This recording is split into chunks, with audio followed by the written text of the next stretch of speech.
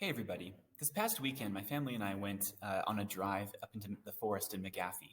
We were trying to see if we could find some fall colors. And so we went down this one dirt road and we drove for quite a long time when we came to this group of aspen trees. And let me tell you, the trees, the leaves, they were just on fire. It was so beautiful. Now, when I just said that last sentence, what were you picturing in your mind? Were you starting to worry like, oh no, the trees were on fire. Call the fire department. There's a forest fire in McGaffey. Or were you picturing something more like this? Now, these are some actual pictures from what we saw in McGaffey. It was so beautiful. But when I said the trees are on fire, I didn't actually mean literally flames were consuming the trees.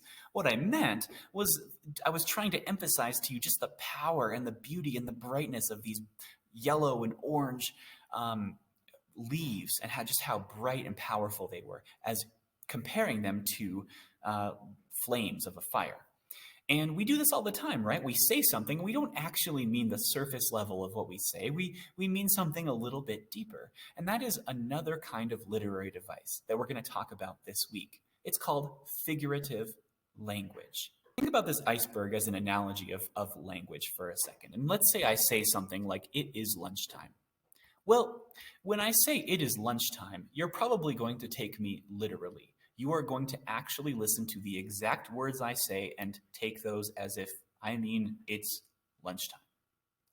But sometimes we say things where it's not meant to be taken on the surface level, like just what I said. It's not meant to be taken literally. An example of that is the trees were on fire that I just said. I didn't mean for you to take it literally and call the fire department. I meant it figuratively. In other words, there was a deeper below the surface meaning to what I was saying. And that's called a figurative meaning. It's what I mean when I said this. Now, these two types of meaning have different purposes. Literal language is really useful to us. We use it to just communicate facts to each other, like it is lunchtime. When I say that, I'm aiming for your mind, your brain. You're just hearing it and you're processing it and you're like, that is a true fact. But figurative language is useful because it gets more at the heart. It passes by the mind and it goes more to a feeling. So if you say to a friend, man, I haven't eaten in a million years, your friend understands. It goes right past their mind. They understand you didn't actually literally mean the words you said, that the last time you had a meal was when the dinosaurs were walking the earth. They know that you didn't mean that. But what they do know is that you really, really, really are hungry and you're feeling this really, really deep feeling of hunger, so extreme that it feels like you haven't eaten in a million years. And it really hits them emotionally more than in their mind. So let's take a look at 4 kinds of figurative language. To do that, I want you to open up your reader's notebook from last week. Last week we filled in the literary devices page and we talked about imagery, symbolism, repetition, onomatopoeia. And we're going to go down to page 3 now. So there are notes from last week. I'm going to go on down to page 3. And figurative language is a type of literary device, but it has its own sub-examples, types of figurative language. So we're going to talk about each of these 4 really quickly. Let's first of all write the definition. So figurative language, you can fill this in your notes, is poetic language that has a deeper, below the surface meaning. Remember that iceberg. Now there are 4 kinds of figurative language.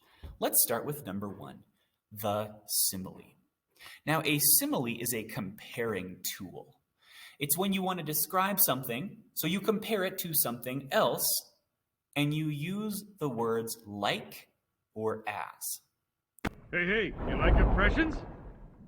Mm-hmm. Okay, just like in rehearsals, gentlemen. So what are we? Take a guess. Oh, I've seen one of those. I'm a fish with a nose like a sword. Wait, It's a swordfish. Oh, hey, clown boy, let the lady guess. All right, now let's take a look at an example from A Long Walk to Water. Linda Supark uses similes wonderfully. An example is from the beginning of chapter 2 when Salva is running through the bush and there's an explosion behind him and he looks back and looks up and it says, overhead a jet plane veered away like a sleek, evil bird. And what a powerful comparison. This plane's flying away, but Salva, or he's feeling like almost like a rabbit would when this like some really powerful bird of prey like a peregrine falcon is just like screeching down at him, like coming down with its talons just gleaming in the sun, right, about to just tear this little rabbit to shreds. And that's how Salva's feeling. And so it's comparing that plane to a bird. It was like a bird. It's a simile.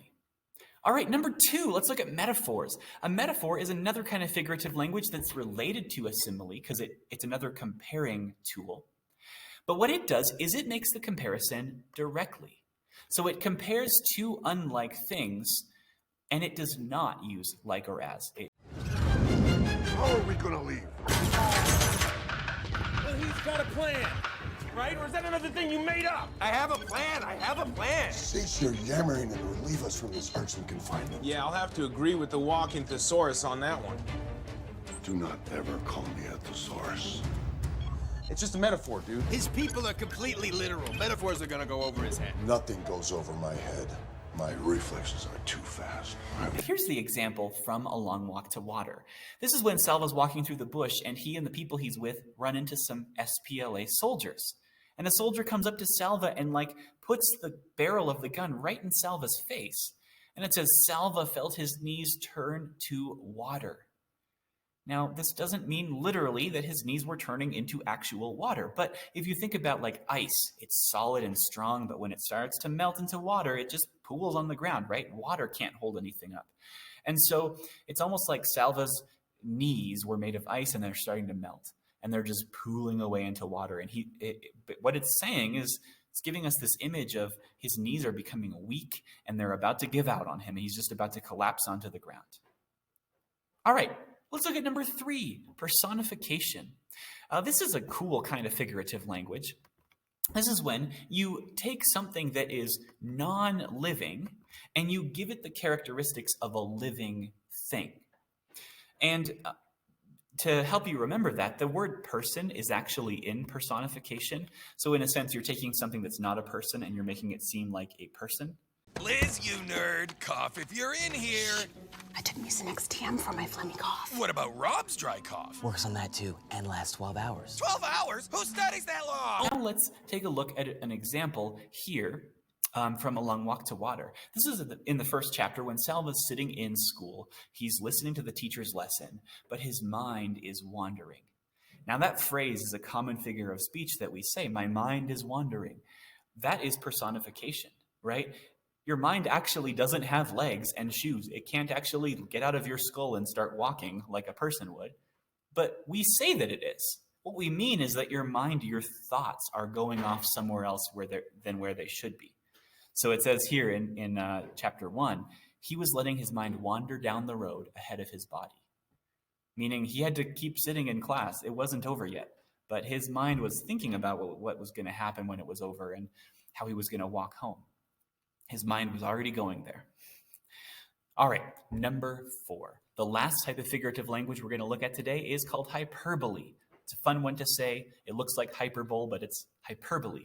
And hyperbole is just over-the-top language when we exaggerate. It's extreme exaggeration. He's so fluffy, I'm gonna die!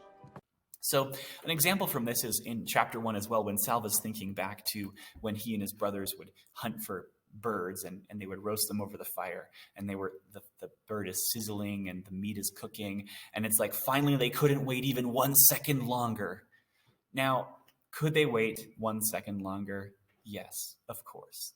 But it's trying to communicate to us. It's exaggerating. And it's like they're so hungry and it smells so good, they just can't wait 1 more second.